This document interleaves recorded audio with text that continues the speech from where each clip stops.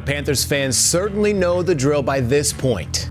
The Panthers firing head coach Ron Rivera late this afternoon. Panthers owner David Tepper broke the news, saying he believes it's the best decision for the team's long-term success.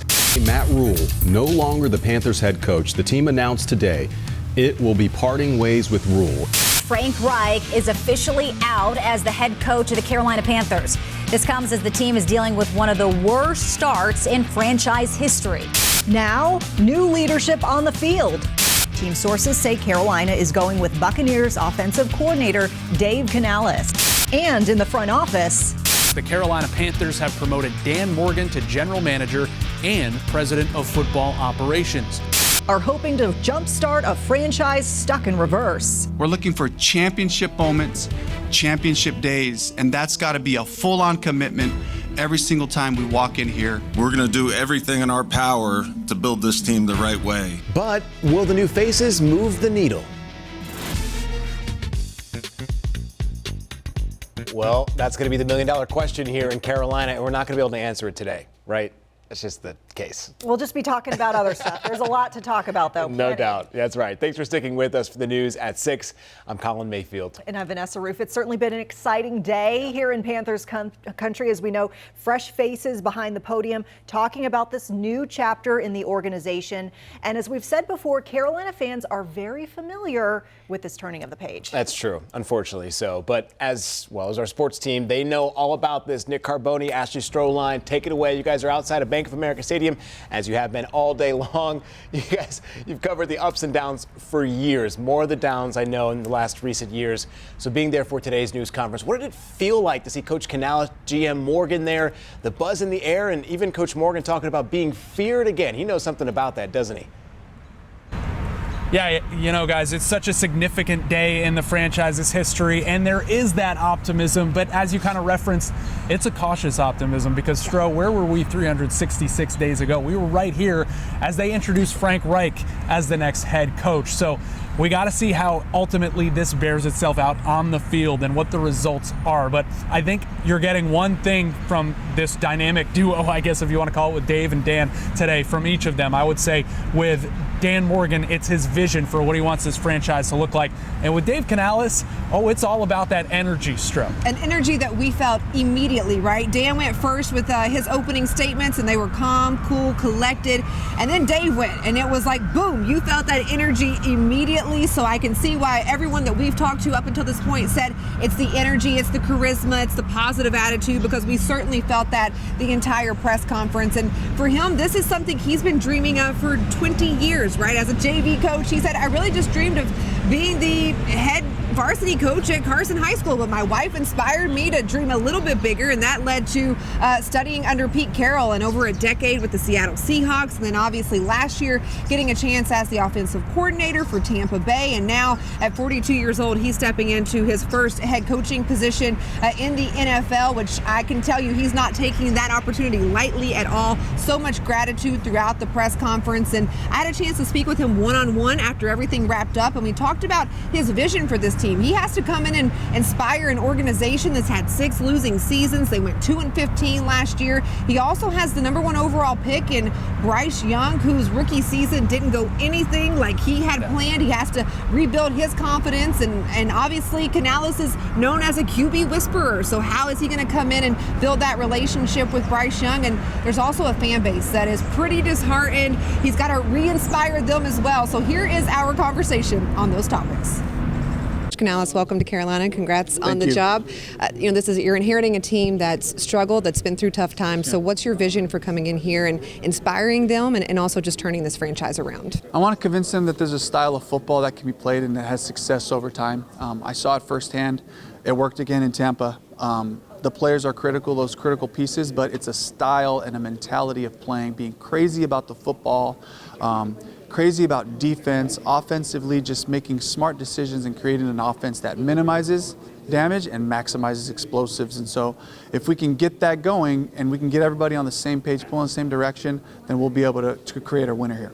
And obviously you have a reputation for being this QB whisperer, resurrecting careers of quarterbacks and such. So what is your vision when you come in here and start working with Bryce Young to help him really tap into his full potential in year 2 and in the years to come for his career? turn his strengths into second nature, turn his weaknesses to strengths, and then really just find out who he is and what's the best thing for him as a passer, how to operate from the huddle all the way to the line of scrimmage, identifying what that is pretty quickly so that we can start moving in a direction that becomes us. I like saying that a lot. We are going to become us. I'll be committed to that. And for the fans, obviously, you know, they're looking for some inspiration. They're looking to be motivated to come to these games and support you. So what would your message be to this Panthers Nation and what you're going to do here and why they should come in and support you? Finish everything we do. Finish practices, finish halves, finish games, finish seasons. If we have that mentality and that just becomes part of our DNA to finish, it'll put us in great situations late in games to win. We'll always be within reach and we'll have a shot if we get the ball back at the end of the game. So that finish mentality, I want that to be for the whole fan base as we come in here, that we're all the way through every single moment in this stadium chasing a championship together. Yeah, obviously used to having a good 12th man out in Seattle. Hopefully we can have that here inside the bank. But Coach, welcome to Carolina. Looking forward to this next chapter. Thank you. All right, so if you've been to a game in Seattle, you know how impactful the 12th man is. Nick, my rookie season covering the Carolina Panthers was the year they went to the Super Bowl last. We hosted the NFC Championship, got to see the blue and white confetti come down inside of the bench. So I know just how great this fan base can be when this team is winning, when they can come out and support this brand of football. So I'm excited to see what Canales can do. Obviously, patience is the key, in my opinion, giving him time to come in and establish what he wants this brand of football to be, but I'm going to be optimistic, cautiously optimistic. As you said, that's what I'm rolling with here. Yeah, that's the phrase that pays today. Okay, Dan Morgan obviously elevated from assistant GM, survived the firing of his previous boss and best friend Scott Fitter to stick around and help build this franchise for Dave Canales and for the future. Morgan, we all know him around here, former Pro Bowl Panthers linebacker and first-round pick.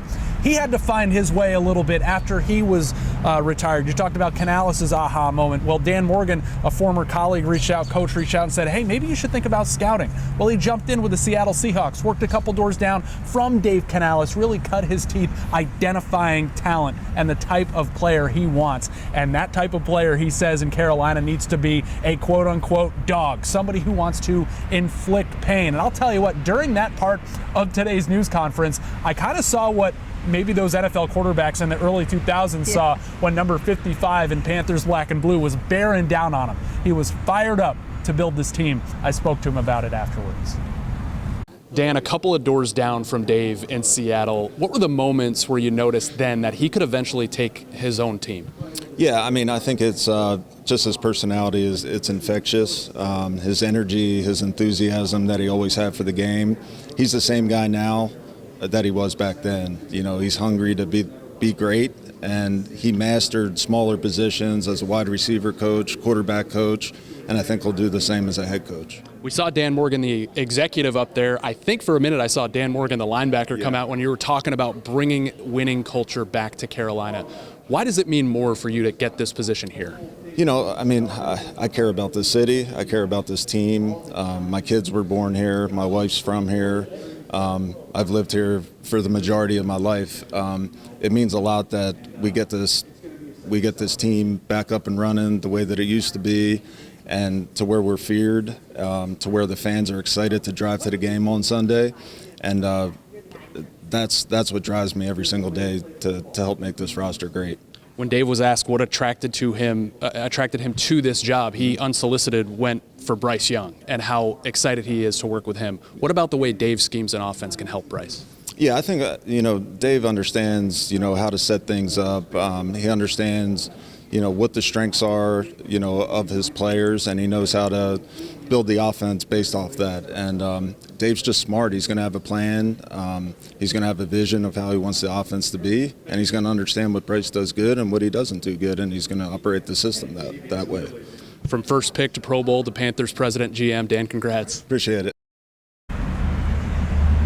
And that Bryce Young component, as we've talked about all night, Stroh, so important and so crucial as to why Dave Canales sold himself as the next head coach of the team. But Dan Morgan, when he was in his news conference, he was going through what he wants. He was pointing to former players that were in the audience. He wants the guys like Moose Muhammad and Thomas Davis and the others that were here, and they were here in full force. They surely were. And I think a lot of people had questions about Dan Morgan getting that promotion, but I think everything that you guys talked about shows you why. He understands what keep pounding means. He understands the Carolina Panthers, and as you mentioned, he went through the crowd and called out the guys like, we need a Thomas Davis, we need a Jay Stu. He knows what it means to be that dog, right? And so a lot of those guys coming out to support him that's played here before. Also, a number of current players that were in town also came out to support their new general manager and head coach, and we had a chance to catch up with both players past and present.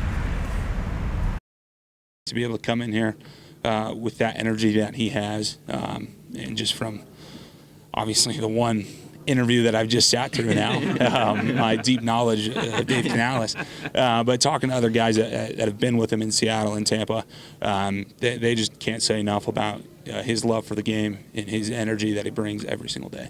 I think the natural reaction is to be a skeptic, and you're wrong if you're not, right? I think these players have seen turnover. The city has seen turnover. I think there's an element of let's wait and see. And until you achieve success, everyone's going to criticize it, and everybody is going to second guess it. But the way you win, I think, is what Dave said. You go out and you win every single day. You come with that energy every day. Well, I think the words are definitely something that you take in, especially on a first impression, right? We just meet one time, and you come away with some type of thought of that person or that situation. So that's great. But, you know, as players and even coaches, as a player, I could tell them something on that first impression. Ultimately, it's time that is going to dictate that buy-in. And do I trust you as a coach? As a coach, do you trust me? Can I put you as a player in a position, and I know that you're going to do what you're asked to do? So that goes both ways.